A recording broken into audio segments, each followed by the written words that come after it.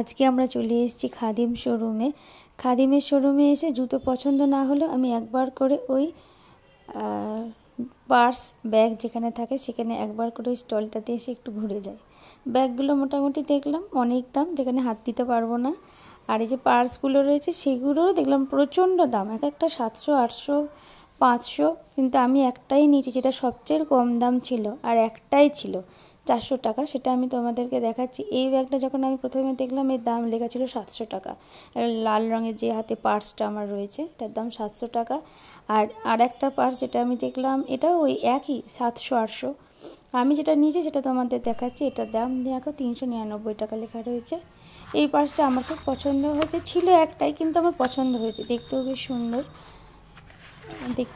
দেখো আমি তোমাদের দেখাচ্ছি পার্সটা খুলে, খুব সুন্দর, মোবাইল সব ধরে যাবে।